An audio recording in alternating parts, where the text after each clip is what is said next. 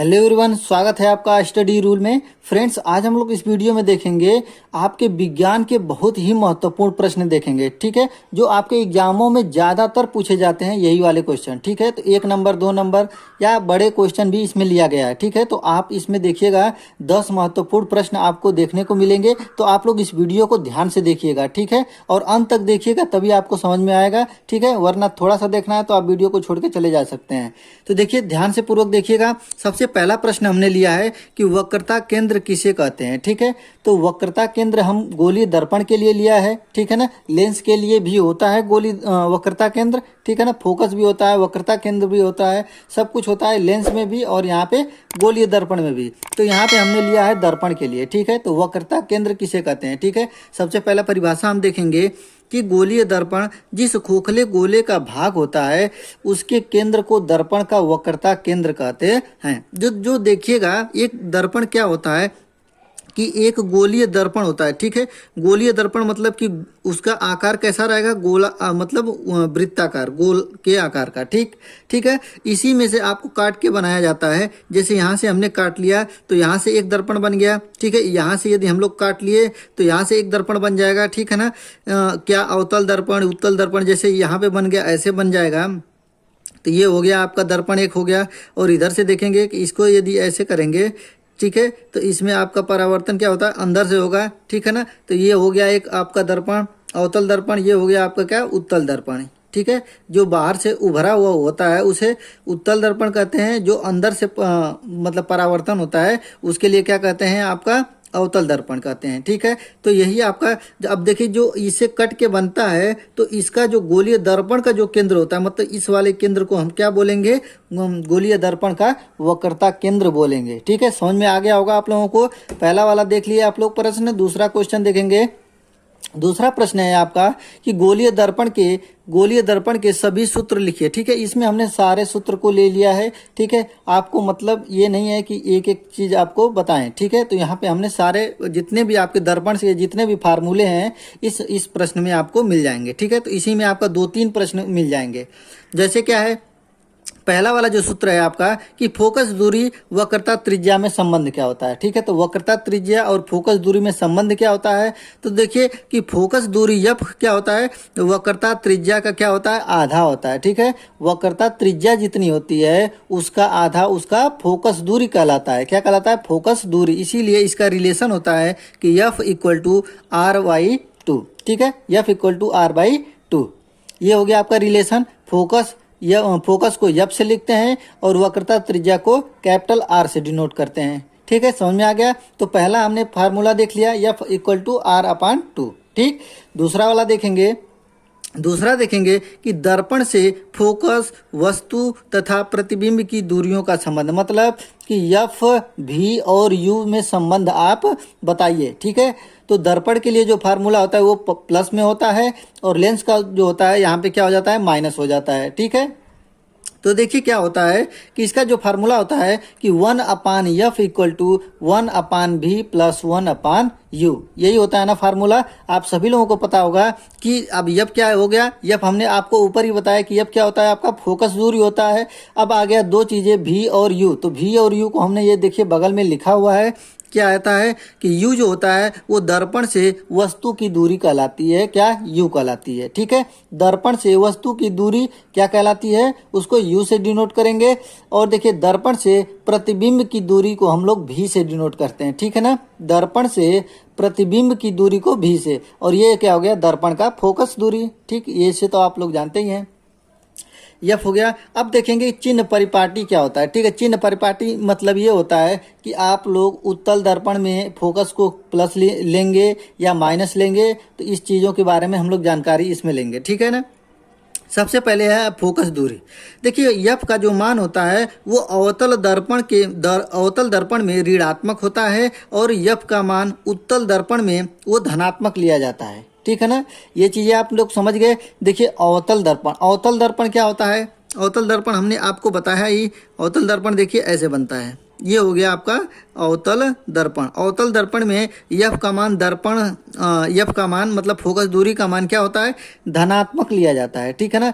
देखिए धनात्मक और ऋणात्मक का चिन्ह समझने के लिए आप लोग क्या करेंगे कि आप लोग ये कार्तीय तल पढ़े होंगे, एक्स अक्ष और वाई अक्ष। ठीक है ना, एक्स अक्ष और वाई अक्ष पढ़े ही होंगे आप लोग। तो देखिए जब ये मूल बिंदु से बाईं साइड मतलब इधर, बाईं साइड मतलब कि इधर के जितने भी हमने पॉइंट लेंगे वो क्या होंगे, ऋणात्मक होंगे, और इधर से मूल बिंदु से दाहिने तरफ जितने भी जाएंगे उधर क्या होता है, पॉजिटिव। तो इसी चीज़ को समझिएगा कि यहाँ पे एक मूल बिंदु है, यदि हम लोग इधर जाएंगे बाईं साइड जाएंगे तो उधर ऋणात्मक लिया जाता है, और इसी मूल बिंदु से दाहिनी तरफ जाएंगे तो उधर क्या लिया जाता है, धनात्मक लिया जाता है। बस इसी पे ये आपका जितने भी प्लस और माइनस है सब इसी पे मतलब ये वो है, डिनोट है इसी के लिए। ठीक है, अब एफ का मान समझ गए। अब देखिए उत्तल जो दर्पण होता है, उत्तल दर्पण आपका कैसे होता है, इधर से होता है। ठीक है ना, इधर से होगा तो आपको पता ही होगा कि इसका जो वक्रता केंद्र होगा क्या होगा, दाहिनी तरफ होगा, क्योंकि देखिए जो इसका हम बनाएंगे इसका गोल के आकार का, तो ऐसा बनेगा, और वक्रता केंद्र यहाँ पे होगा मतलब दाहिने तरफ हो रहा है, इसीलिए इसका फोकस दूरी क्या हो जाता है, उत्तल दर्पण का फोकस दूरी धनात्मक हो जाता है, और अवतल दर्पण का फोकस दूरी क्या हो जाता है, ऋणात्मक हो जाता है। आ गया समझ में। अब देखेंगे देखिए भी का मान दर्पण के सामने ऋणात्मक तथा दर्पण के पीछे धनात्मक लिया जाता है। अब भाई हमने आपको बताया कि जब इधर लेंगे बाईं साइड लेंगे मतलब दर्पण के सामने जब लेंगे तो ऋणात्मक ही होगा, क्योंकि बाईं साइड क्या होता है, ऋणात्मक होता है, और दाहिने साइड धनात्मक होता है। फिर क्या है, चूंकि वस्तु की स्थिति सदा दर्पण के बाईं ओर बनती है। ठीक है ना, बाईं ओर बनती है ये वस्तु की स्थिति। जब वस्तु की स्थिति लिया जाता है तो हमेशा दर्पण के सामने ही लिया जाता है ना वस्तु की स्थिति, तो मानी जाती है। अतः यू का मान सदा ऋणात्मक रखा। जब बाईं साइड रहेगा तो आपको पता ही है कि क्या होगा, वो ऋणात्मक होगा। और ये भी का मान देखिए दर्पण के सामने ऋणात्मक तथा दर्पण के जब पीछे बनेगा तो वो क्या होगा, धनात्मक होगा। आ गया, इतना समझ में आ गया ना। अब देखेंगे एक और चीज है आपका रेखीय आवर्धन। रेखीय आवर्धन क्या होता है, देखिए रेखीय आवर्धन क्या होता है, मैग्निफिकेशन जिसको बोलते हैं। देखिए वस्तु के प्रतिबिंब की लंबाई आई तथा वस्तु की लंबाई ओ। अब देखिए जब जैसे कह रहा है कि वस्तु के प्रतिबिंब को क्या बोलते हैं, इमेज बोलते हैं, इसीलिए इसको किससे डिनोट करते हैं, आई मतलब क्या होता है, इमेज। फिर क्या कह रहा है, वस्तु की लंबाई, और वस्तु की लंबाई को मतलब वस्तु किसको बोलते हैं, ऑब्जेक्ट को, इसलिए इसको किसको करते हैं, ओ से इसको डिनोट करते हैं, मतलब दिखाते हैं ओ से। कह रहा है कि अनुपात को प्रतिबिंब का रेखीय आवर्धन कहते हैं। इसका फार्मूला हो गया रेखीय आवर्धन मैग्निफिकेंस यम बराबर आई अपान ओ होता है, इक्वल टू भी अपान यू होता है। ये फार्मूला आपको आना चाहिए। ठीक है, आपको सिद्ध करने के लिए नहीं आएगा कि आई अपान ओ इक्वल टू भी अपान यू को आप लोग सिद्ध करिए। ठीक है ना, तो आपको क्या फार्मूला याद करना पड़ेगा। ठीक है ना, तो यम बराबर आई अपान ओ बराबर भी अपान यू। तो यहाँ तक आप लोग समझ गए। दर्पण से जितने भी क्वेश्चन हमने लिए हैं सारे क्वेश्चन हो गए, बस आपको प्रतिबिंब की स्थिति इसमें नहीं बताया गया है। ठीक है, तो इतना हो गया आपका तैयार। अब अगले क्वेश्चन पे चलते हैं। देखिए अगला क्वेश्चन हमने लिया है कि संलग्न संयोजन में बिंदुओं ए बी बी सी तथा ए सी के बीच समतुल्य प्रतिरोध ज्ञात कीजिए। यहाँ पे क्या निकालना है आपको, समतुल्य प्रतिरोध निकालना है। कितने, ए बी बी सी और ए सी के बीच में। तो एक चीज आपको जानते ही होंगे कि समांतर क्रम और एक क्या होता है, श्रेणी क्रम। श्रेणी क्रम में क्या होता है, रेजिस्टेंस सीधा सीधा जुड़ जाते हैं, लेकिन समांतर क्रम में 1 अपान करके जोड़ा जाता है उनको। ठीक है, जैसे यहाँ पे देखिए सबसे पहले हम लोग ए बी के बीच निकालेंगे समतुल्य प्रतिरोध, मतलब ए और बी के बीच। तो यहाँ पे लिखेंगे ए बी के बीच समतुल्य प्रतिरोध क्या होगा आपका, समतुल्य प्रतिरोध। देखिए समतुल्य प्रतिरोध क्या होगा, ये देखिए आपका श्रेणी क्रम में जुड़ा हुआ है, तो श्रेणी क्रम में हम लोग जोड़ देंगे। कैसे करके, R1 प्लस R2 करके जोड़ देंगे। R1 आपका कितना है, 2 है, और ये क्या है आपका 3.5 है। मतलब ये दोनों जुड़ के आपका कितना हो जाएगा, 3 2 5, 5.5। इसको क्या बोलते हैं, ओम। क्या बोलते हैं, ओम। 5.5 ओम। तो ए बी का एक तो निकल गया आपका। अब किसका निकालना है आपका, ए बी के बाद है आपका बी सी। ठीक है, बी सी को निकालेंगे। ठीक है, अब देखें बी सी के बीच समतुल्य प्रतिरोध। अब देखिए कि किसके बी और सी के बीच में कितने प्रतिरोध लगे हैं? 3 ना। देखिए 3 ओम का, 6 ओम का और एक 6 ओम का। कितने प्रतिरोध लगे हैं? कितने प्रतिरोध लगे हैं? 3 प्रतिरोध। और तीनों किसमें जुड़े हुए हैं? समांतर क्रम में जुड़े हैं। किसमें? यहाँ पे देखिए, यहाँ पे लिख लेंगे श्रेणी में जुड़ा हुआ था। किसमें जुड़ा हुआ था? श्रेणी में। और ये वाला किसमें जुड़ा है? समांतर में। ठीक है, किसमें जुड़ा हुआ है? समांतर में। तो इसका निकालेंगे तुल्य प्रतिरोध 1/R बराबर 1/R1 plus 1/R2 plus 1/R3। क्योंकि देखिए 3 प्रतिरोध लगे हैं ना, इसलिए इसको ऐसे करेंगे। अब देखिए क्या हो जाएगा, इक्वल टू 1/3 प्लस 1/6 प्लस 1/6। ठीक है ना। इसका क्या करेंगे हम लोग? एलसीएम निकालेंगे। एलसीएम निकालेंगे। वो एलसीएम निकालेंगे तो इसका एलसीएम कितना हो जाएगा? 6 हो जाएगा। इसको काटेंगे कितने बार में? 2 बार में कट जाएगा। इसको 1 बार में, ये भी आपका 1 बार में। तो 2 1 3, 3 और 1 4, ये हो जाएगा 4/6। तो 1/4/6 हो रहा है। इसलिए देखिए यहाँ पे एक बार और लिख दे रहे हैं आपको कि 1/R बराबर कितना हो जा रहा है आपका? 4/6। 4/6 हो रहा है ना। तो इसी को जैसे ही R लिखेंगे, मतलब जो तुल्य प्रतिरोध R लिखेंगे, तो 6/4 हो जाएगा आपका। कितना हो जाएगा आपका? 6/4। इसको काटना है तो काट सकते हैं। 2 से काटेंगे 3 बार में, ये 2 से काटेंगे 2 बार में, मतलब ये हो जाएगा आपका 1.5 ओम। कितना हो जाएगा आपका? आधा हो जाएगा ना। मतलब 3 का आधा कितना होता है? 1.5 होता है। तो 1.5 ओम। ये निकल गया आपका BC। ठीक है, आपका क्या निकल गया? BC। आपका निकालना है हम लोगों को AC के बीच तुल्य प्रतिरोध निकालेंगे। तुल्य प्रतिरोध, ये बहुत ही इंपॉर्टेंट क्वेश्चन है। इससे क्वेश्चन पूछे गए हैं आपके एग्जामों में। ठीक है ना। AC का बीच में तुल्य प्रतिरोध निकालेंगे तो आप लोग देखिएगा फिगर में क्या है। AC यहाँ से और यहाँ के बीच में हमने तुल्य प्रतिरोध निकाला था। A और B के बीच में कितना है? 5.5 ओम। यहाँ पे आ गया आपका 5.5 ओम। देखिए फिगर हम लोग बना दे रहे हैं ऐसे। ये आपका हो गया 5.5 ओम। यहाँ तक हो गया आपका A से लेके B तक। अब देखिए B से लेके C तक अभी हमने निकाला था ना तुल्य प्रतिरोध, कितना निकाला था? ये 1.5 ओम। 1.5 ओम। अब देखिए ये A और C क्या हो जा रहा है? सीरीज में हो जा रहा है ना। सीरीज मतलब श्रेणी क्रम में हो जा रहा है। तो श्रेणी क्रम में हो जाएगा तो तुल्य प्रतिरोध आपका कितना हो जाएगा? तुल्य प्रतिरोध कितना हो जाएगा? इन दोनों को आपस में जोड़ देंगे। 1.5 बराबर कितना हो जाएगा? 6 और 1 7, 7.0 ओम। ये हमेशा 7.0 ओम लिखा जाएगा, क्योंकि देखिए पॉइंट में था ना, इसीलिए हम लोग पॉइंट में करके ही इसको बताएंगे। ठीक है ना। तो 7.0 ओम। ये आपका 7 क्या हो जाएगा? फाइनली आंसर हो गया। मतलब AC के बीच में जितना तुल्य प्रतिरोध है वो 7 है। BC का हमने निकाला था कितना? 1.5 ओम था आपका। और AB के बीच निकाला था कितना ओम था आपका? 5.5 ओम। समझ में आ गया होगा। आशा करता हूँ आप लोगों को अच्छे तरीके से समझ में आ गया होगा।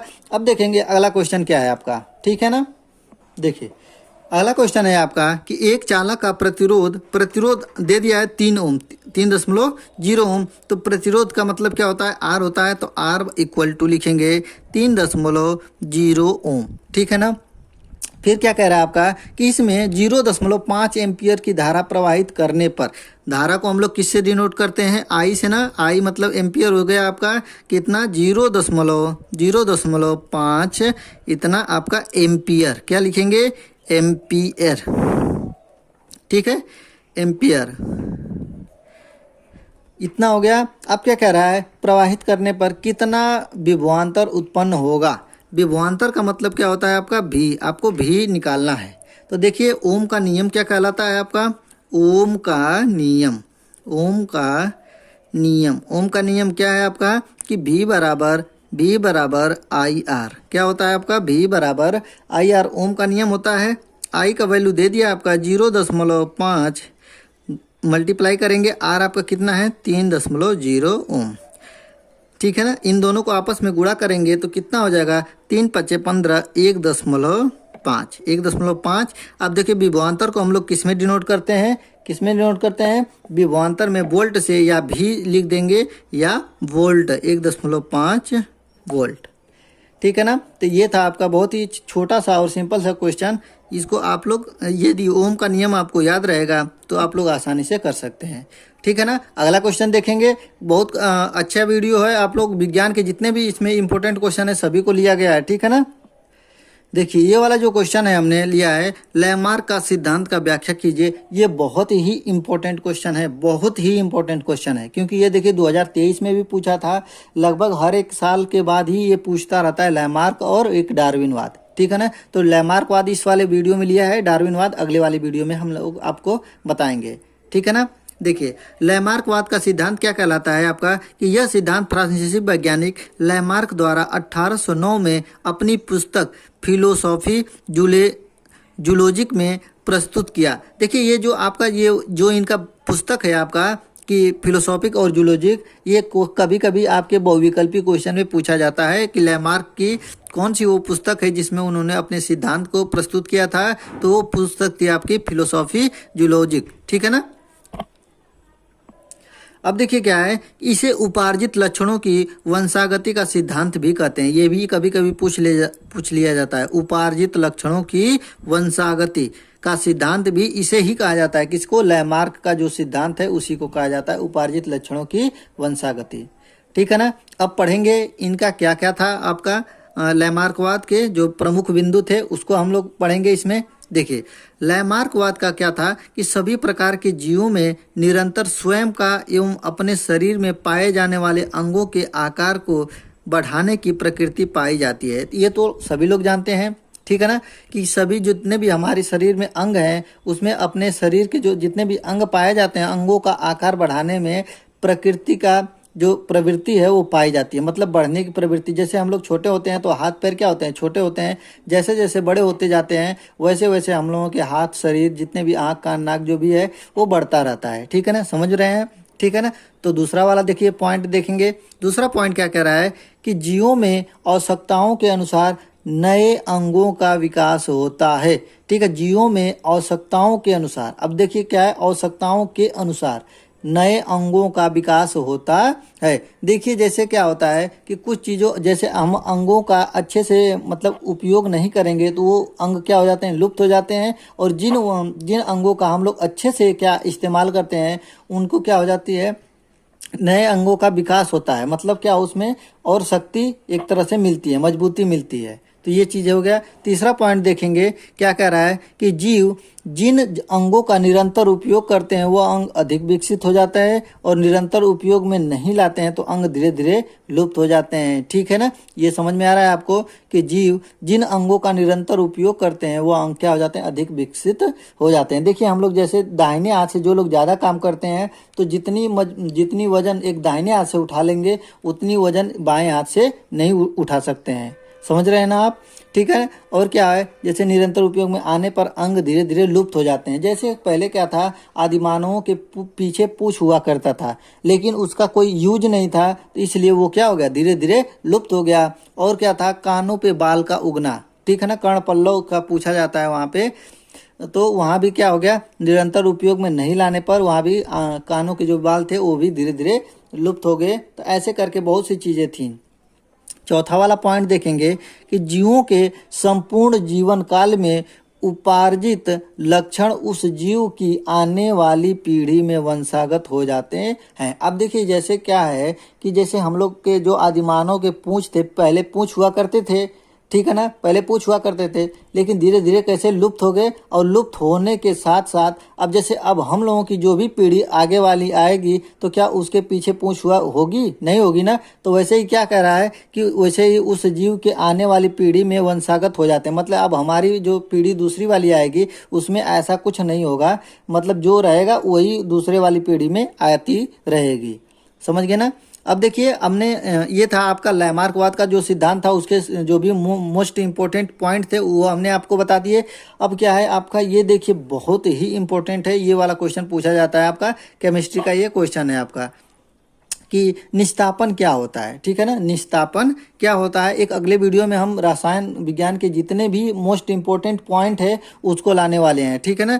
तो इसमें हमने एक पॉइंट को ले लिया है, निस्तापन, ठीक है ना। वहाँ पे हाइड्रोजनीकरण, संतृप्त हाइड्रोकार्बन, असंतृप्त हाइड्रोकार्बन, IUPAC नाम सभी हमने एक वीडियो में किया है, तो उसमें आप लोग ध्यान से देखिएगा। और जो भी आप लोग 2024 की तैयारी कर रहे हैं हाई स्कूल के, तो आप लोग इस वीडियो को लाइक कर दीजिएगा और सब्सक्राइब कर लीजिएगा।